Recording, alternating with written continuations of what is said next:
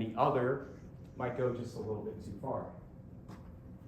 D&D fans, anybody? Yes, nice, awesome. All right. So in the beginning, after World War II is when fan culture really exploded. So fan magazines began to arise from film genres, specifically horror and science fiction. Amazing Stories was dedicated to science fiction literature. Famous Monsters of Filmland was dedicated to horror, as was Castle of Frankenstein. Fan magazines began to arise at this time where they have these homemade fan magazines, and they were called fanzines, where they could take their favorite characters from the favorite franchises and put them together in their own little diegetic universes where anything can happen. So in the 1960s, Star Trek came out. A little popular show.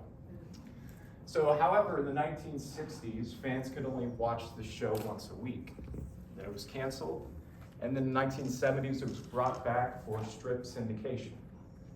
That means that kids who came off of school or parents who came off of work could sit down and they could watch the adventures of Kirk and Spock every single day, as opposed to once a week.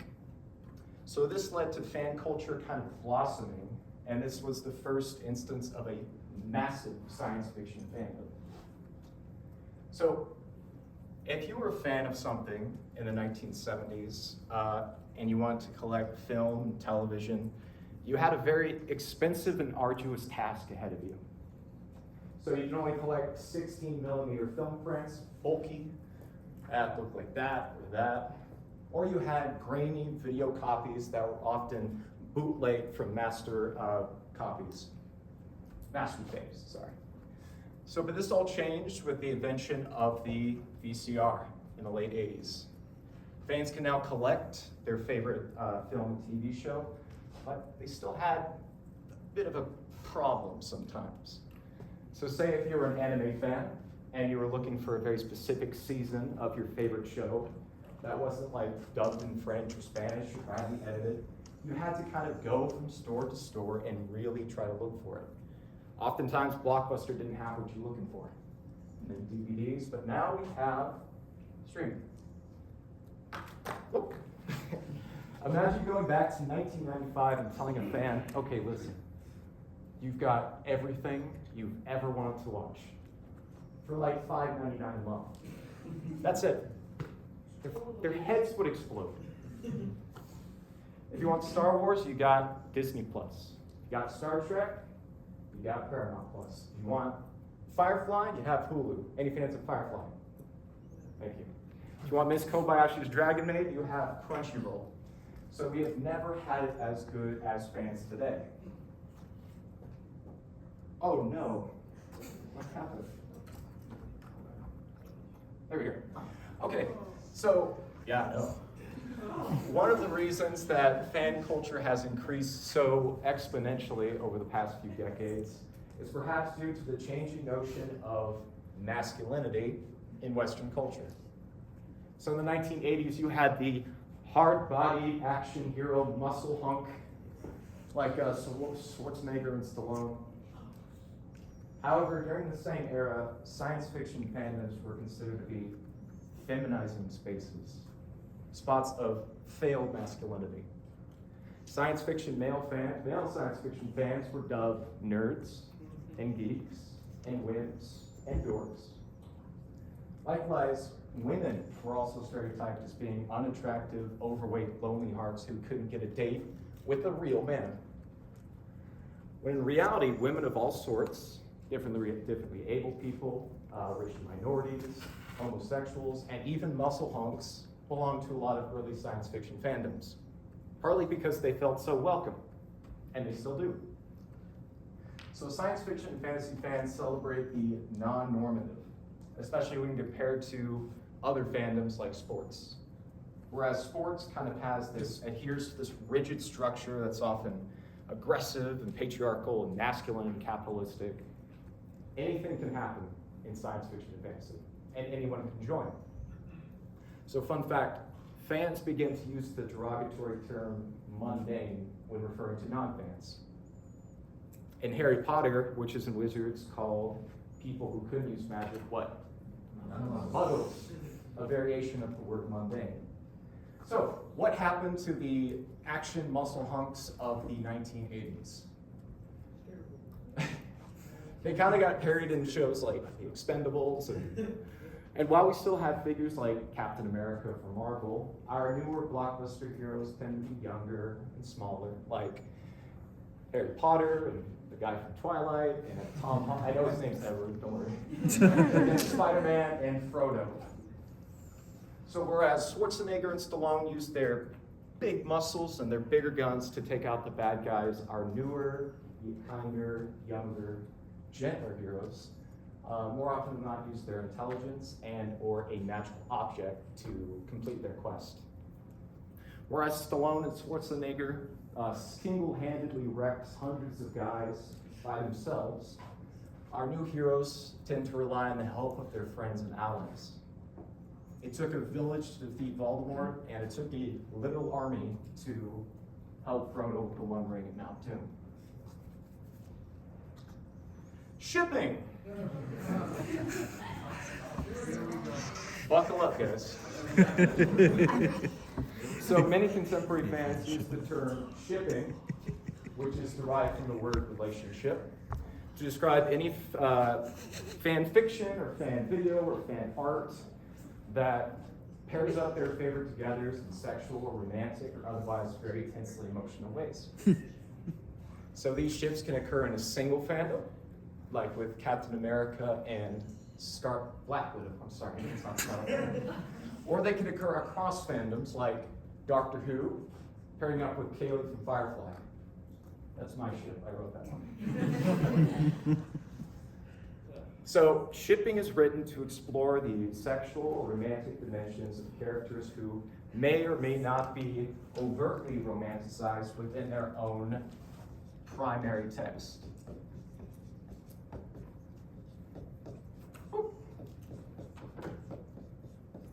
Now, some fans take these characters and they kind of mix and match and they create their preferred take on these relationships in their own tertiary text.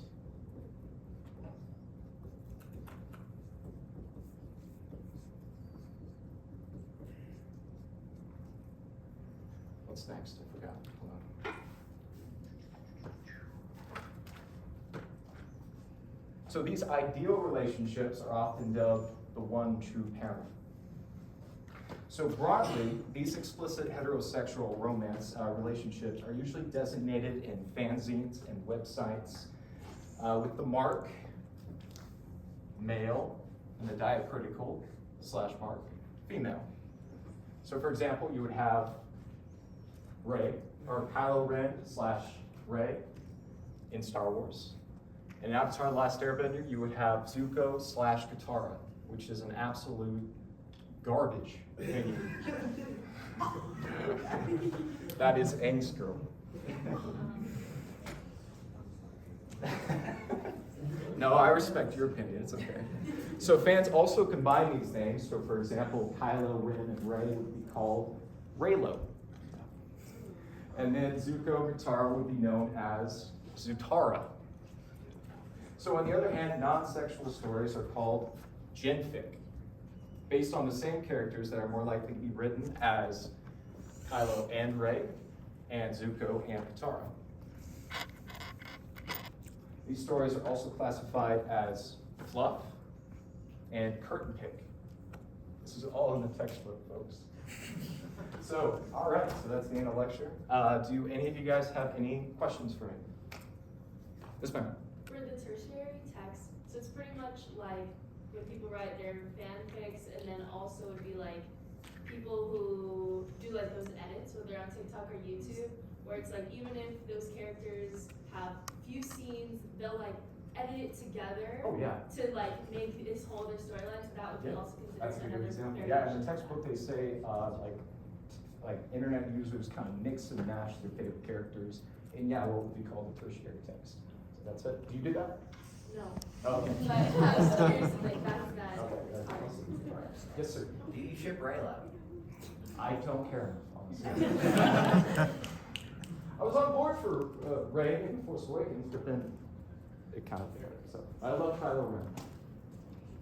Love him. Anyways, okay, yes, in the back. Yeah, so like regarding like queer shipping, like you have the doctor up there, like the doctor is like canonically like pan, is like very gender non-conforming, stuff like that. Like how does that differ, especially now that we are getting like this uphill of explicitly queer media, like Big Heartstopper, Agatha All Along, stuff like that. How does like the primary and tertiary text kind of definitions change over time, or does it change? I don't think it changes. It can be heterosexual relationships, pansexual, homosexuals, and it would still be classified as a tertiary text. I think, that's just my opinion. So, yes, in the back. Do you have a ship opinion that's like considered a hot take?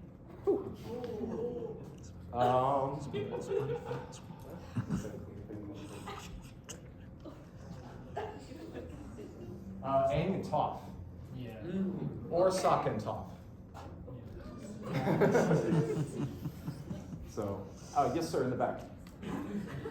How do you feel about fandoms for shows that are basically dying, like Star Trek? It's not really hadn't really new content or that good content for a while, yet the fandom's still really strong. Oh yeah, because the fandom's still really strong because they still have that history.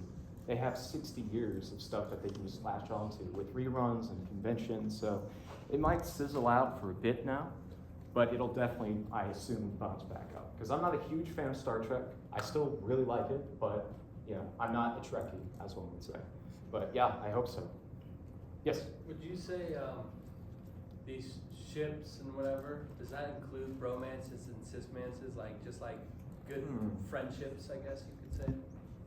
Like just buddies? What do you think? Would you consider that to be a ship?